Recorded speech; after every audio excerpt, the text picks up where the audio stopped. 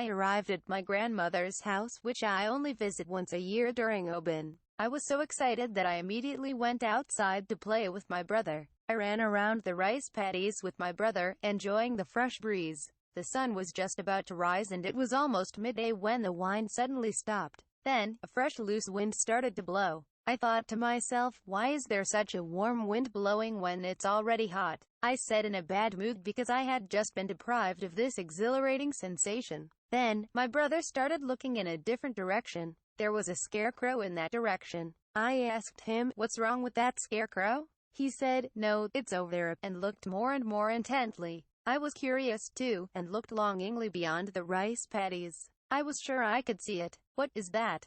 From a distance, it was hard to make out, but I could see a white object about the size of a person, wiggling and moving. And there are only rice paddies around it. There were no people nearby. I felt strange for a moment, but I interpreted it as follows. I thought to myself, could that be a new kind of scarecrow? I'm sure it is. There have never been moving scarecrows before, so someone, a farmer, must have thought of it. Maybe the wind that's been blowing since a while ago is making it move. My brother's expression of satisfaction at my accurate interpretation disappeared in an instant. The wind had suddenly stopped. However, the white object was still moving and wiggling. My brother said, hey, it's still moving. What the hell is that thing? He said in a surprised tone of voice. Perhaps curious, my brother went back to the house and came back to the scene with binoculars. My brother was a little excited and said, I'll take a look first, you wait a little. He looked into the binoculars with a great enthusiasm. Suddenly, my brother's face changed. He turned blue, broke out in a cold sweat, and finally dropped the binoculars.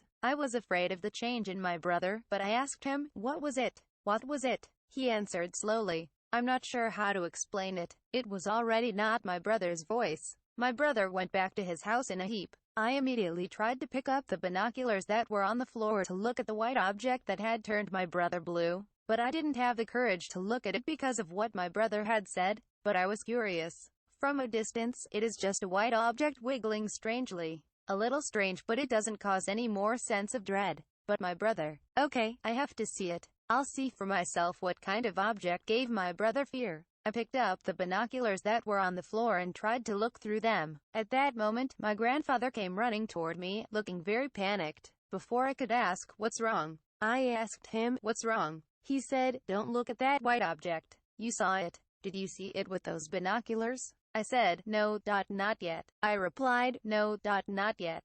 He said, thank God. I was so relieved that I broke down and cried right there. I was sent back home, not understanding what was going on. When I returned home, everyone was crying. Was it about me? No.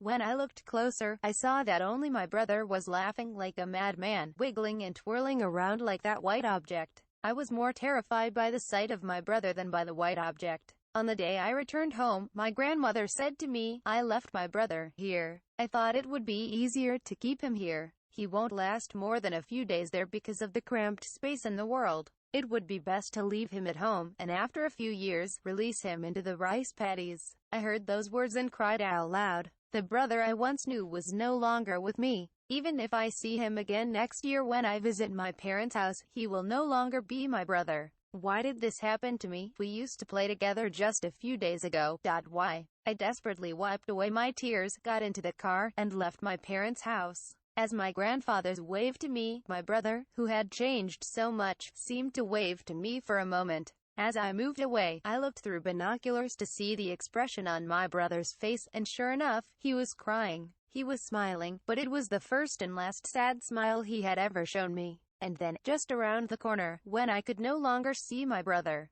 I kept looking through the binoculars with tears streaming down my face. I kept looking through the binoculars with tears in my eyes, thinking, someday, things will be back to normal. With this thought, I looked out over the rice paddies which were covered with a green, while reminiscing about my brother's former appearance. And I just looked through the binoculars, reminiscing about my memories of my brother. It was at that moment, I saw something up close that I knew I shouldn't have seen.